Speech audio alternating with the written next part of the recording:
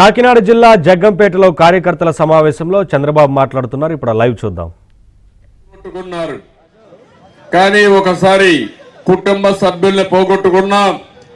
ఆ కుటుంబం తిరిగి తెలుగుదేశం పార్టీ జెండా మోసింది తప్ప పక్క చూపులు చూడలేదు. ఇది ఒక ప్రత్యేకత తెలుగుదేశం పార్టీకి. తెలుగుదేశం పార్టీకి ఆస్తి మీరే, సర్వస్వం మీరే. 40 సంవత్సరాలుగా తెలుగుదేశం పార్టీని బలోపేతం చేస్తూ వచ్చారు. మీ ఇంట్లో ఎవరైనా చనిపోతే వాళ్ళ కుటుంబ సభ్యులు మళ్ళీ ఆ గ్యాప్ను ఫిలప్ చేస్తూ వచ్చారు. అయితే తెలుగుదేశం పార్టీకి గర్వపడుతున్నాం. ఈ రోజు ఈ రాష్ట్రంలో ఎక్కడ ఏ కార్యక్రమాలు జరిగినా, జగ్గంపేటలో ఎక్కడ అభివృద్ధి జరిగినా దానికి చిరునామాగా తెలుగుదేశం పార్టీ ఉంది, కార్యకర్తలు ఉన్నారు. ఇది గర్వ కారణం అని చెప్పి కూడా నేను మీకు తెలియజేస్తున్నా. సమిక్షేమానికి మారు పేరు తెలుగుదేశం పార్టీ. సమిక్షేమానికి నాంది పలికిన పార్టీ తెలుగుదేశం పార్టీ. ఒకప్పుడు తెలుగుదేశం రాకమునుపు మీరు ఒకసారి చూస్తే సమిక్షేమ కార్యక్రమాలు లేకుండా అధికారం అంటే పెత్తందారి వ్యవస్థ కింద ఉండేది. ప్రజలకు భాగస్వామ్యం లేని పరిస్థితి, బడుగు బలహీన వర్గాలకు ప్రాధాన్యత లేని పరిస్థితి. అక్కడి నుంచి చరిత్ర తిరగ రాసిన ఎగో పురుషుడు నందమూరి తారక రామారావు గారు. ఆ విషయం మీరు గుర్తుపెట్టుకోవాల్సిన అవసరం ఉంది. అక్కడి నుంచి ప్రారంభమైనటువంటి ఈ జైత్ర యాత్ర ఇప్పటికి కూడా కొనసాగుతా ఉంది. ఈరోజు తెలుగు జాతి ప్రపంచం మొత్తం గుర్తింపు వచ్చిందంటే, ప్రపంచంలోనే ఒక అగ్రస్థాయికి పోయే పరిస్థితికి వచ్చామంటే అది తెలుగుదేశం పార్టీ సమాజానికి ఇచ్చినటువంటి ఒక గొప్ప వరం అని చెప్పి కూడా నేను మీకు తెలియజేస్తున్నా. అయితే ఈ సందర్భంగా బాధ్యత కాలేదు, ఇది నిరంతరం ఉంటుంది. నేను ఒక్క విషయం ఎక్కుండే కార్యకర్తలందరినీ కోరుతున్నా. కార్యకర్తలందరూ ఉన్నారు, కానీ ఆ కార్యకర్తలకు హైరార్కీ ఎస్టాబ్లిష్ చేసి ఆర్గనైజేషన్ సమర్థవంతంగా పెట్టి ఎక్కడికక్కడ ప్రజలతో మమేకమైన కార్యక్రమాలు పెట్టగలిగితే ఇంకా పార్టీకి ఎప్పుడు తిరుగుండదు, ఎట్టి పరిస్థితుల్లో ఓటమి ఉండదు. ఇప్పుడే నెహ్రూ గారు ఒక ఎగ్జాంపుల్ చెప్పాడు.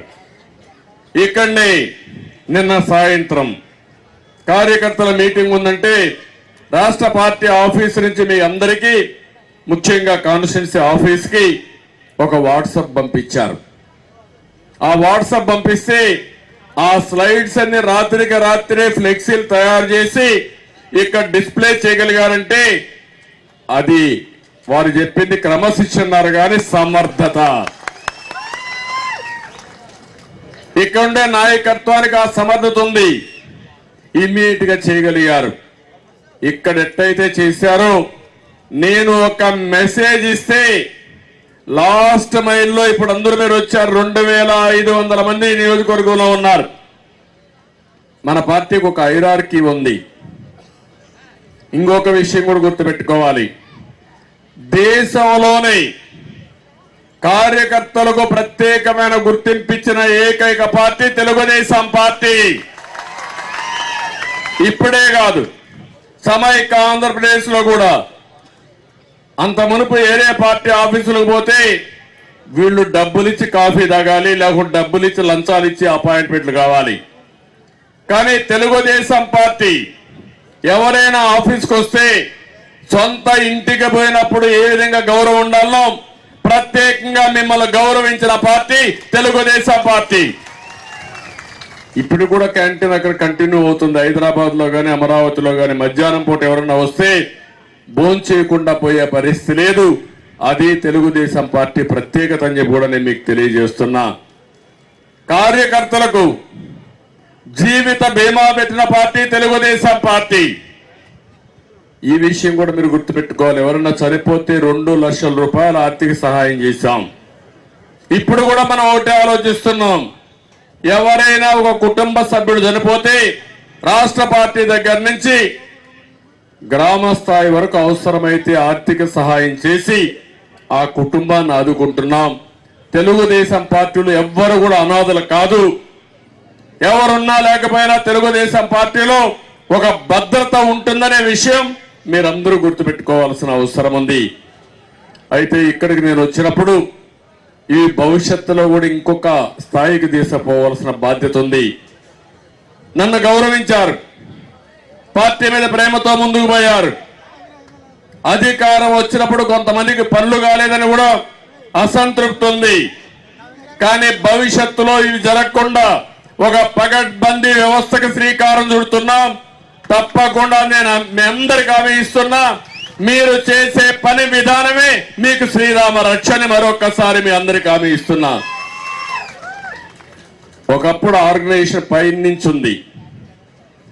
రాష్ట్ర పార్టీ, జిల్లా పార్టీ, మండల పార్టీ, కాన్స్టిట్యున్సీ పార్టీ, మండల పార్టీ, గ్రామ పార్టీ, అనుబంధ సంస్థలు. ఇప్పుడు నేను మొత్తం రీఆర్గనైజ్ చేశాం. ఎన్నికల కోసమే కాకుండా సమాజాన్ని ముందుకు తీసుకుపోయే సారథుల్ని ఎంపిక చేయాలనుకున్నాం. అందుకే క్లస్టర్ని పెట్టాం. 25,000 ఓట్లకు ఒక క్లస్టర్, 5,000 ఓట్లకి ఒక యూనిట్ కింద పెట్టాం.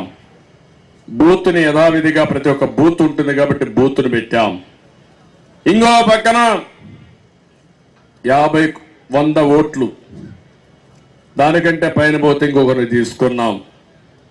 100 ఓట్లకి ఒక సెక్షన్ అన్నాం. కానీ ఇప్పుడే నేను మాట్లాడుతూ ఉంటే అనిపించింది, ఈరోజు కుటుంబ సాధికార సారథి ఒక కుటుంబానికి ఏ విధంగా పైకి తేవాలో తీసుకొచ్చే విధంగా పెత్తనం చేయడానికి కాదు, వాళ్ళని అన్ని విధాలా ఆదుకొని వాళ్ళని ఆర్థికంగా, సామాజికంగా, సంక్షేమ పరంగా పైకి తీసుకొచ్చే బాధ్యత ఈ సాధికార సారథికి ప్రతి ఒక్క కుటుంబానికి అప్పచెప్తామని చెప్పి కూడా నేను మీకు తెలియజేస్తున్నా. ఇప్పుడు ఒక 2,500 మంది ఇక్కడ ఉన్నారు. మీరు మామూలు కాదు. ఆ 25-30 కుటుంబాలకి మీరు ఒక సారథిగా ఉంటారు. సంక్షేమ కార్యక్రమాలు అందరికీ ఈరోజు హామీ ఇస్తున్నాం. ఈ హామీని నెరవేర్చాలంటే మీరే దానికి నాయకత్వాన్ని వహిస్తారు. మీకే ఆ నాయకత్వ బాధ్యతలు అప్పచెప్తామని చెప్పి కూడా నేను మీకు తెలియజేస్తున్నా. ఎక్కడ ఒక తప్పు చేయకుండా మంచి వ్యవస్థను తీసుకొద్దాం. అదే మాదిరిగా ఏ పని ఆ గ్రామంలో జరగాలంటే బూత్ కమిటీ కానీ, యూనిట్ కమిటీ కానీ, మండల కమిటీ కానీ, పంచాయతీ కమిటీ కానీ మీ ఆధ్వర్యంలో జరుగుతాయి. ఈ విషయం మీరు గుర్తుపెట్టుకోవాల్సిన అవసరం ఉంది. దీన్ని కానీ ఇంకొక పక్క నేను ఇప్పుడు ఇంత మునుపు కూడా ఒక తమ్ముడు ప్రశాంత్ వర్మ అనుకుంటా, రంపచోడవరం కాన్స్టిట్యున్సీ చాలా బాగా చూశారు. ఎంత ఫ్లూయెంట్గా సైకోన్ గురించి పాట రాశాడంటే అంత బాగా రాశాడు. అంటే మీలో చాలా మందికి టాలెంట్స్ ఉన్నాయి.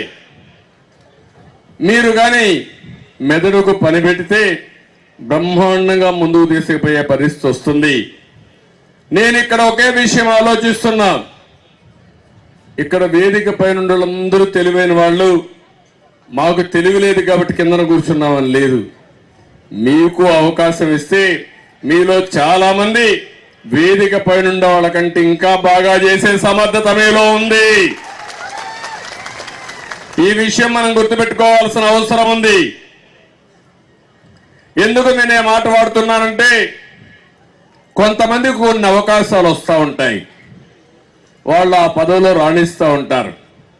కొంతమందికి అవకాశాలు రాకుండా సరిపెట్టుకునే పరిస్థితికి వస్తారు. అందుకే ఈరోజు నేను చెప్పిన వ్యవస్థలో నేను ఒక ప్రత్యేకంగా ఆలోచిస్తున్నాను. రాష్ట్రంలో ఎక్కడైనా పనిచేయనండి, ఎన్నికల్లో అయినా పోటీ చేయాలి, లేకపోతే క్లస్టర్, యూనిట్, బూత్ సాధికార సారథిగా ఉండాలి. వాళ్ళ బాధ్యత ప్రజల్లో తిరగాలి, వాళ్ళ కష్టాల్లో నష్టాల్లో భాగం పంచుకోవాలి, వాళ్ళు ఓటు బ్యాంకు పెంచే విధంగా ఉండాలి. 2009 ఎన్నికలు జరిగాయి, 14 ఎన్నికలు జరిగాయి, 19 ఎన్నికలు జరిగాయి. 3 ఎన్నికల్లో బూత్ వారీగా ఓట్లున్నాయి. ఇది మీకు ఒక పరీక్ష. ఎందుకు ఈ మాట వాడుతున్నా అంటే ప్రజలందరూ కూడా సైకోని ఇంటికి పంపించాలనుకున్నా మనం అందరం కానీ అప్రమత్తంగా లేకపోతే కావాలని అధికార యంత్రాంగాన్నో లేకపోతే రౌడీలను ఉపయోగించి ప్రజల యొక్క అభిప్రాయాలు మార్చాలనుకుంటున్నాడు. కానీ నాకు ఏమాత్రం అనుమానం లేదు, జగన్ ఇంటికి పోవడం ఖాయం. ఇది 100% జరుగుతుంది. కానీ నాయకత్వం ఈ సమయంలో మీరు తయారు కావాల్సిన అవసరం ఉంది. నేను అందుకనే మిమ్మల్ని అందరిని అడుగుతున్నా, ఇక్కడ వాళ్ళందరినీ రేపు ఎట్లా మీటింగ్లు పెట్టాం. ఎందుకంటే పిచ్చోడి చేయిలో రాయి ఉంది. ఆ రాయి ఆ రోజు ఎన్నికల్లో ఇచ్చేశారు, ఓటేశారు, ముఖ్యమంత్రి అయిపోయాడు, 150 మంది ఎమ్మెల్యేలు వచ్చేశారు. అక్కడి నుంచి ఎట్లా వాడాలో తెలియడం లేదు. ఆ రాయితో మనలు కొడుతున్న